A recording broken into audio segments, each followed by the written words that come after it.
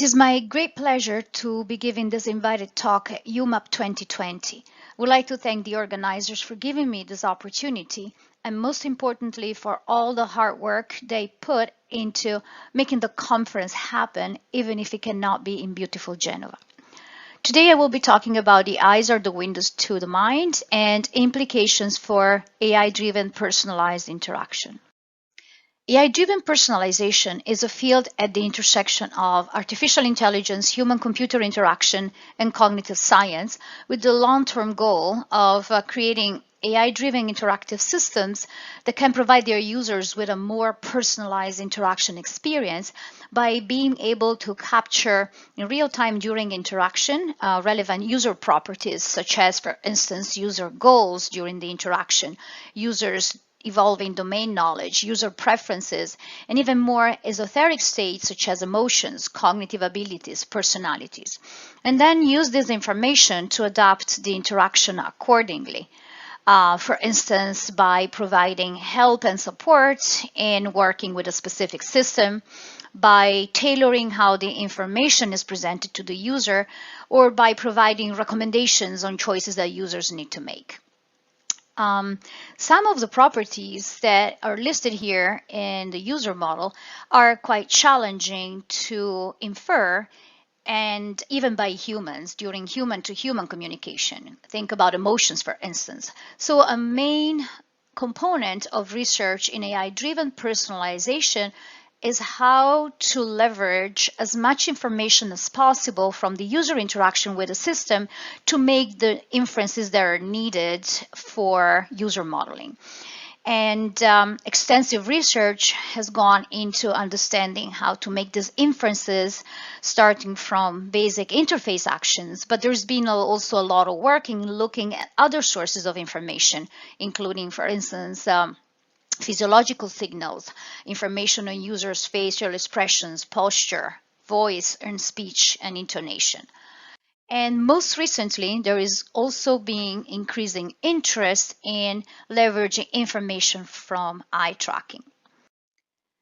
Why? Because information on user gaze is crucial for user modeling in tasks that are mainly perceptual in nature, such as, for instance, tasks that involve reading or processing visual information.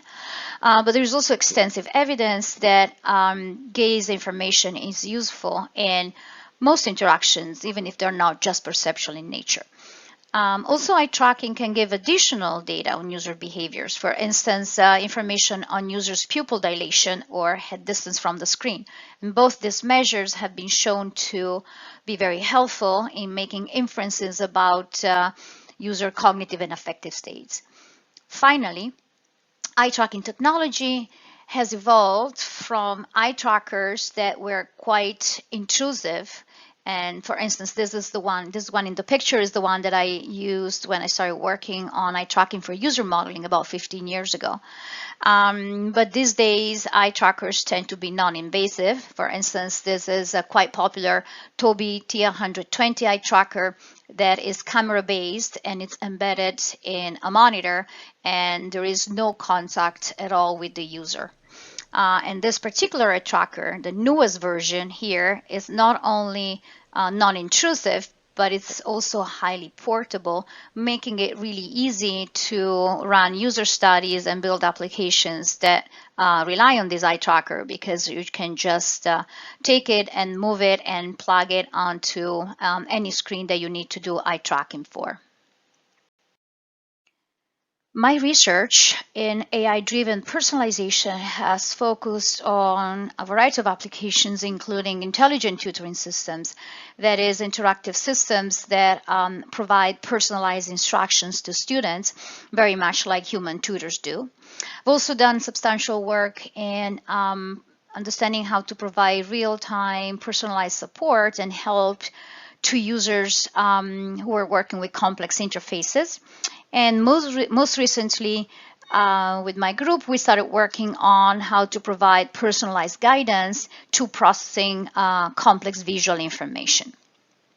So today So in this talk, I will discuss and describe some research that we have been doing with my group on using eye tracking for user modeling, for user adaptive visualizations, intelligent tutoring systems, and time permitting also for early prediction of Alzheimer. So we'll start with user adaptive visualizations. This work is motivated by the fact that visualizations are becoming increasingly important because there are a huge amount of data available for all sorts of aspects of our daily lives, ranging from work to fitness to entertainment. Information visualization, research in information visualization, so far has been mostly concerned with understanding how to visualize specific types of data for specific tasks, but it hasn't really been looking at user differences, despite the fact that there is increasing evidence that they matter. This slide summarizes some of the existing findings on which user differences might impact how different users work with visualizations. It is quite a busy slide, but you just have to focus on the red words showing that some of the users' differences that have been shown to have an impact include user preferences, user domain expertise, spatial cognitive abilities, and perceptual abilities related to perceptual speed and visual working memory. There is also evidence showing that personality traits might have an impact on how different users work with different visualizations. For instance, there is quite substantial evidence that shows the impact of the personality trait known as locus of control, that is one's tendency to believe that we are in charge of our own circumstances as opposed to the external world is. These results show that there is great need and potential for personalization in information visualization. With my group, we have been working on how to provide this personalization by devising user-adaptive visualizations, namely visualizations that can provide two general forms of AI-driven adaptation to their users. The first relates to providing personalized support to help users work with a given visualization, for instance, by providing visual cues that can help direct user attention to specific visualization elements as needed. And the second form of adaptation relates to suggesting to a specific user the most suitable visualization among a set of available alternatives.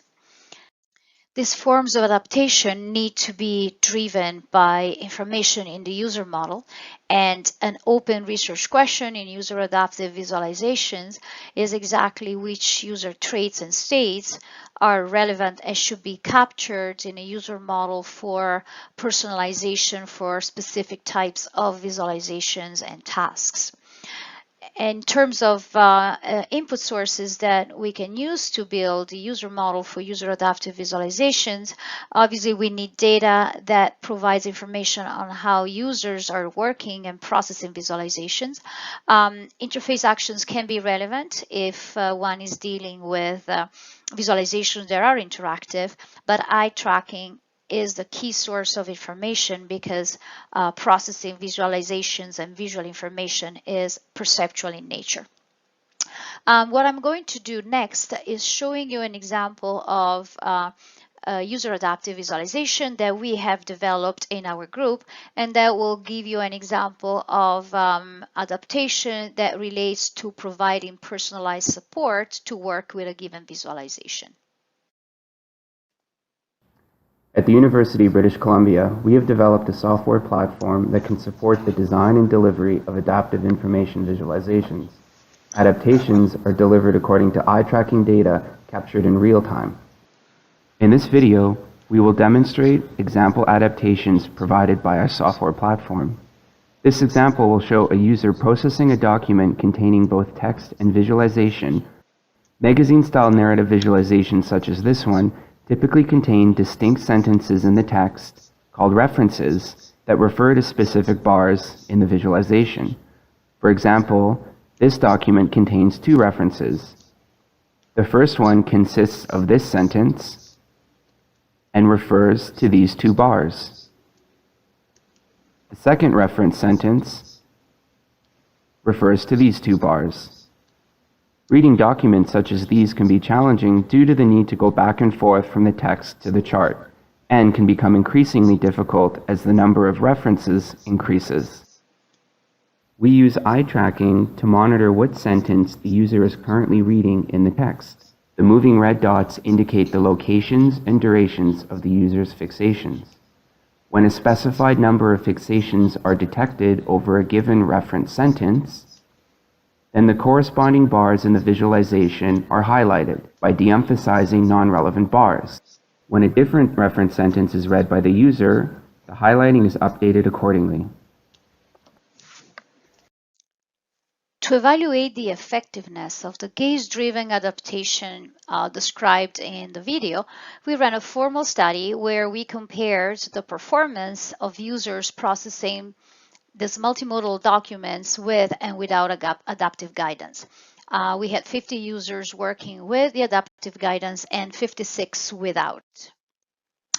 In the study, we tested users for user characteristics that could impact if and how much users benefited from the gaze-driven adaptation. Specifically, we gave user tests that measured their reading ability and visual literacy, where visual literacy is a measure that has been developed by the InfoVis community to quantify one's capacity in processing visual information. During the study, users read a battery of 14 magazine-style narrative visualizations of different complexity, and then answered comprehension questions about each of the documents that they read. The results of the study show that adaptive guidance helped comprehension accuracy for users with low visual literacy. This graph shows performance of users that have been categorized in 3 bins based on their levels of visual literacy, low, medium, and high.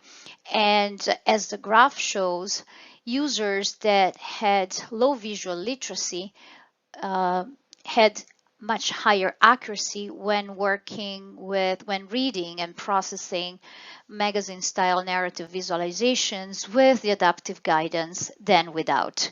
Whereas there is essentially no impact of adaptation for users that have medium or high visual literacy. It's also interesting to notice that when users with low visual literacy worked with the adaptive interventions, they actually scored and performed much better than users with high visual literacy in general, showing that these adaptive interventions really do help users who need help the most with dealing with this particular kind of multimodal. Following up on the results of the study, we are currently working on closing the adaptive loop. Specifically, we're working on predicting in real time if a user has low visual literacy so that adaptations can be provided only to these users who are the ones that have shown to be benefiting from them the most. In parallel, we're also working on other types of adaptive support that could be more suitable to help users with high visual literacy.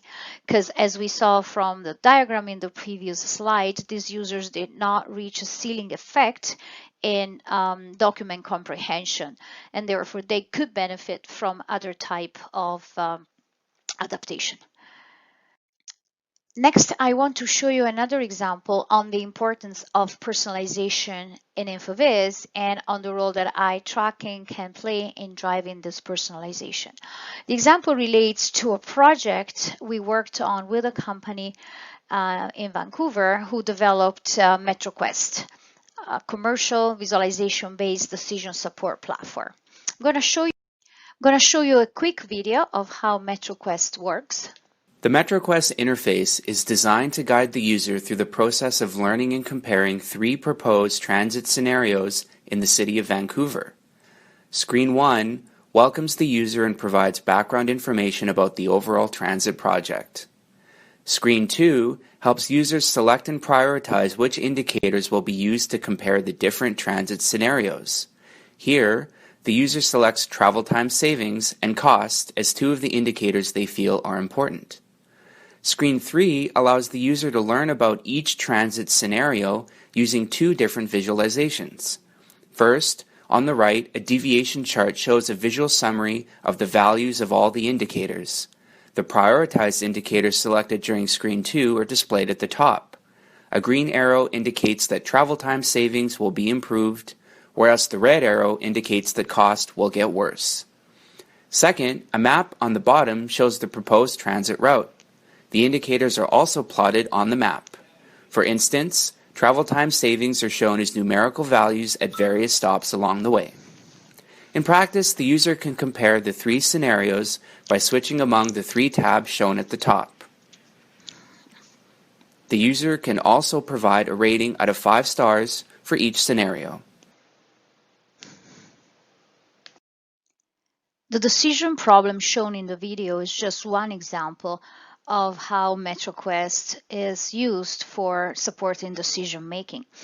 In fact, MetroQuest has been widely commercialized in the whole of North America, and municipalities, companies, and other institutions have been using it for collecting the public's feedback on a variety of problems related to urban planning and the environment.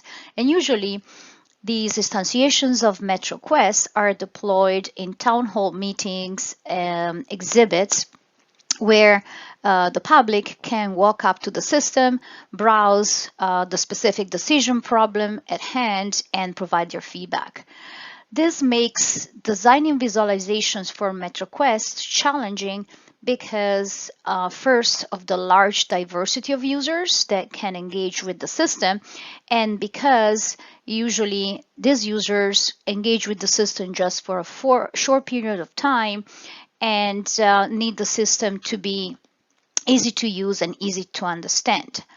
Rich visualizations might be appropriate to satisfy some of the users and for conveying the complex information that it's often entailed by these decision problems, but can overwhelm other users. In fact, the company developing MetroQuest has been grappling with this problem for a long time.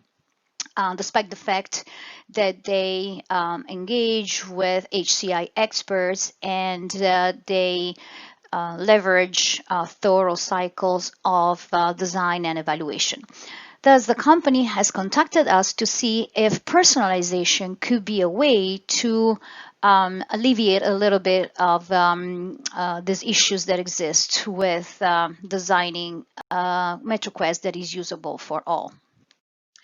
To understand if and how personalization can help improving MetroQuest usability, we ran a user study with 166 users to investigate which user characteristics might impact user performance with MetroQuest in order to understand what is important to adapt to, and two, to see if we could build user models to predict in real time these relevant user characteristics to understand in real time when to provide adaptation.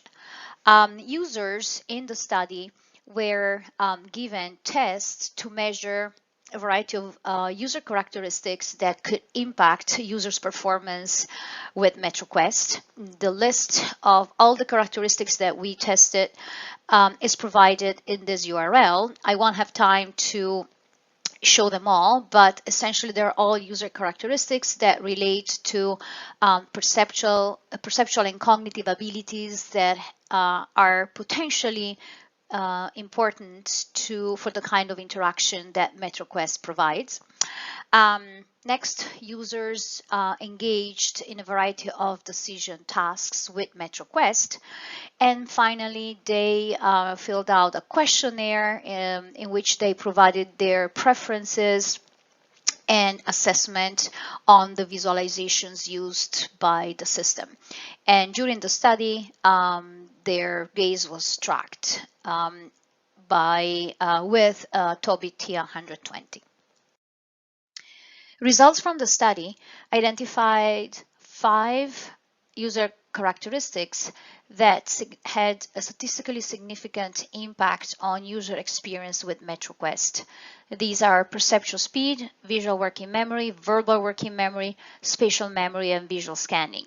And these are all cognitive abilities that relate to visual processing, and the last two specifically relate to processing maps, which are one of the two visualizations used in the version of MetroQuest that you saw in the video. Specifically, all of these had effects on the user interaction with MetroQuest, but just to give you an example, we found that users with low levels of spatial memory found the charts less useful than users with higher level of this cognitive ability. And users with high levels of visual working memory tended to prefer the chart over the map. These results indicate that user differences are important in interacting with MetroQuest and already bring forward suggestions for personalization. For instance, in relation to the first result here in the slide, one could consider providing users with low levels of spatial memory with adaptations that help them work better with the charts, whereas users with high levels of visual working memory could receive adaptations that help them work better with the maps. Let's look at what this eye tracking data looks like. An eye tracker captures user attention in terms of fixations on a target display and transitions between these fixations that are called saccades. And an eye tracker returns measures such as the number of fixations that the user generated, the duration of fixations, length of saccades, angles between saccades, and so on and so forth. And it's possible to derive summary statistics that generate an overview of user attention in terms of mean, standard deviation, mean, max of these measures taken over the entire screen or over specific areas of interest that, for instance, for MetroQuest correspond to the two visualizations that are used, relevant control buttons, and so on and so forth. Based on the summary statistics described in the previous slide, we generated 68 gaze features that described user attention while working with MetroQuest. And as I mentioned at the beginning of the talk, the eye tracker also returns measures related to the diameter of the user's pupil and of the distance of the user's head from the screen. So some of the statistics of these measures generate additional 6 features for pupil and 6 features for heads that we can use for our prediction. Using this eye tracking data, we want to see if we can predict when a user interacting with MetroQuest has high or low levels of the 5 cognitive abilities that we have identified as relevant when interacting with MetroQuest. We train machine learning classifiers on the data collected during the study, and we do so as follows. For each cognitive ability A, we split users into high and low levels of A based on a median split of the user test values for that cognitive ability. And then we train machine learning models on a subset of the users in the data set, and we test on the rest in a leave one out cross-validation fashion, leave one user out cross-validation. In more detail, in the training set, we have users labeled as high or low for specific cognitive ability A. We have eye tracking data for these users. We feed this data to machine learning algorithms, and we then test the obtained classifiers on users in the test set by looking if after seeing the eye tracking data for a test user, the classifier can correctly predict if the user has high or low levels for the target cognitive ability. We measured the performance of our classifiers in terms of accuracy, that is percentage of correct predictions over all test users, and we compared the performance of these eye tracking based classifiers with a majority class. Our results show that our eye tracking based classifiers beat a majority class baseline for 4 out of 5 cognitive abilities, specifically visual working memory, perceptual speed, visual scanning, and spatial memory. The algorithm that generated the best results is random forest, and the graphs here show how the accuracy of the classifier changes based on how much data from the beginning of the interaction is fed to the classifier. And this is to have a sense of how quickly we can obtain reasonable predictions to drive adaptation. And we can observe that best accuracy is obtained by observing between 10% and 50% of interaction data, showing that we can generate reasonable predictions early enough for providing prompt adaptation. These percentages for the amount of data that is needed to get best accuracy over the course of an interaction are consistent with results that we obtained with similar classification exercises that we did with different data sets that I won't have time to discuss here, showing that essentially predicting these cognitive abilities is easier at the beginning of the interaction, because that's probably when these cognitive abilities make a difference by helping the user, for instance, in setting up the visual scene and processing relevant visual components of the display. Whereas later on in the interaction, there are other cognitive processes that might take over and sort of water down the signal that we can get about cognitive abilities.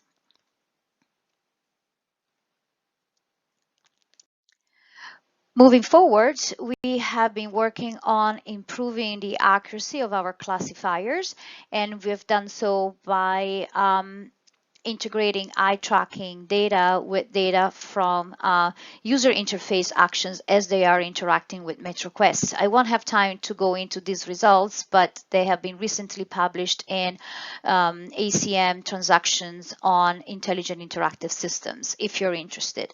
And we're currently working on implementing forms of adaptation that have been suggested by the results of our study. For instance, suggesting to a user who is detected to have low levels of spatial memory to hide the deviation chart, because these users have been shown to not be dealing with this visualization as well. In MetroQuest, we have identified as a potential trigger for adaptation detecting that the user has low levels of cognitive abilities that can cause the user to have suboptimal interaction with MetroQuest. Another trigger for when to adapt is detecting that a user is confused at a given time during visualization processing. So in the work that I discuss next, we investigated whether it's possible to predict user confusion during visualization processing. And we looked specifically at detecting confusion in users interacting with value charts, an interactive visualization for supporting preferential choice. Preferential choice is a type of decision making that involves selecting an item among a set of available alternatives. In the example here in the figure, the alternatives relate to choosing a home to buy, for instance. And the choice is made based on the values of attributes that characterize the alternatives. For instance, in this example, homes are characterized by attributes such as the cost, the location, number of rooms, square footage, and so on and so forth. And what value chart does, it provides a number of interface actions and affordances to explore the available alternatives, to look at the values of the relevant attributes, and to sort, combine, and reshuffle alternatives by looking at how the value of each alternative changes based on how much weight the user gives to each of the available attributes. This visualization was designed by a group of InfoVis researchers and has been extensively and quite successfully evaluated for effectiveness in supporting preferential choice. Still, it's complex enough that users might be confused at times when interacting with this particular visualization. We ran a user study for collecting labels for episodes of confusion in users interacting with value charts, with the goal of using this data for training classifiers that could predict user confusion during interaction with the system. Collecting labels of transient user states as confusion is however quite challenging because these states need to be captured as they happen. In the study, we collected episodes of confusion by asking users to self-report when they felt confused by using a button that we inserted in the value chart interface that users could click when they felt that they were confused. The study setup was as follows. Users were given a 10-minute practice in interacting with value chart. Then they were asked to perform 5 different types of tasks with the system, tasks of varying complexity, and to report when they felt that they were confused by pressing the confusion button. At the end of the session, to verify that the reports of confusion were valid, users were shown a replay of pieces of interaction during which they had reported confusion, and they were asked to justify and confirm that they were in fact confused and to explain why. 136 users participated in the study, generating 5,440 tasks. 80 of these users, that is 59%, reported confusion at least once during the interaction, and in total generated 112 tasks with a confusion self-report. This represents 2% of the overall number of tasks, showing that overall value chart is well usable and effective, but confusion still happens, and it would be important to be able to detect it and to take action to dissipate it. So now we have our data set for predicting confusion, and specifically we want to be able to predict whether a task is a confusion task, that is a task in which a confusion self-report will be generated, or a no confusion task, that is a task in which no confusion will arise. We have 4 different types of data that we can use to build our classifiers for confusion. Information on the user's gaze, Pupil diameter and head distance from the screen as collected by the eye tracker that was used during the study. And we also have information on the mouse events that users generated as they performed actions while interacting with value charts. We tested 4 different combinations of these data sources. The first includes features related to user's gaze, pupil diameter, and head distance from the screen. That is the information that comes from the eye tracker. The second combination includes information on head distance from the screen and mouse events. We tested this combination because it's one that does not require having an eye tracker to collect the data, because information on head distance could also be collected by using a simple webcam. Third combination includes information on head distance and pupil diameter. We looked at this combination because it's visualization independent, that is, doesn't contain any features that relate to specific elements of areas of interest in the visualization that we're targeting. And then a fourth combination include all 4 data types. Classifiers, we trained a variety of classifiers using different machine learning algorithms and compared them against the majority class baseline that always predict confusion. The features that we used for classification were based on summative statistics that for gaze, pupil, and head distance were similar to the ones that I described in relation to the MetroQuest project, and for mouse events related to frequency of left and right mouse clicks. Our results show that the winning classifier is a random forest classifier that uses all features. This classifier reaches a 61% accuracy in predicting confusion when it happens, which is substantially better than the majority class baseline, which catches 0 instances of confusion.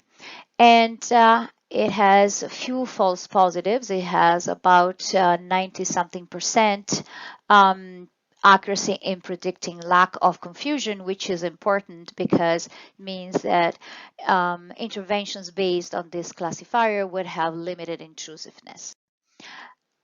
Interestingly, the second best classifier is the one that leverages information just on pupil diameter and head distance.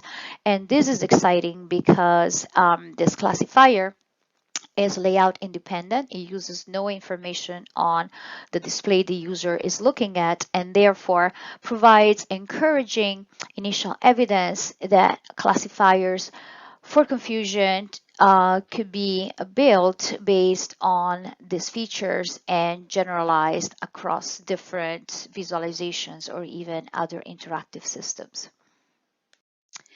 There are a lot of exciting research questions that are generated by our results. One is how to increase accuracy in confusion prediction. We're working on this problem by looking at deep learning methods, which is quite challenging because our data sets are small, but we're making interesting progress, and I can discuss this further if you're interested during the question answering period. How to capture reasons for confusion, because if we know why users are confused, we could also generate interventions that are specific to dissipate and target confusion based on these reasons. We do have in our data set from the interaction with value chart, we did capture reasons for user confusion, but unfortunately we don't have enough data to build classifiers out of it. So here, work to be done relates to building corpora of data that provide this information. And finally, very important, is the question on how to reduce confusion. Once we know how to predict it, what to do to dissipate it. So this is We have several other results on the usefulness of eye tracking data in user modeling for user adaptive visualizations, but I'm going to use the little time that I have left to give you an overview of results that we have obtained in using eye tracking for user modeling in two other application domains, including intelligent tutoring systems and early prediction of Alzheimer's. In the context of intelligent tutoring systems, we have results showing that eye tracking can help predict in real time evolution of student learning as students interact with simulations that are designed for helping students learn a variety of AI algorithms.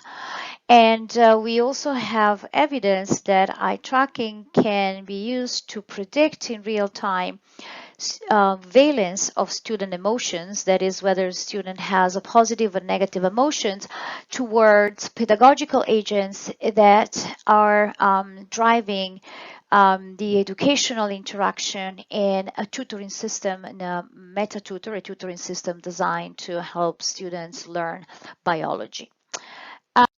Finally, we have been looking at using eye tracking data to help with early prediction of Alzheimer's disease. Early prediction is important because the sooner Alzheimer can be predicted, the more can be done to alleviate the side effects that this disease can have on a patient's life.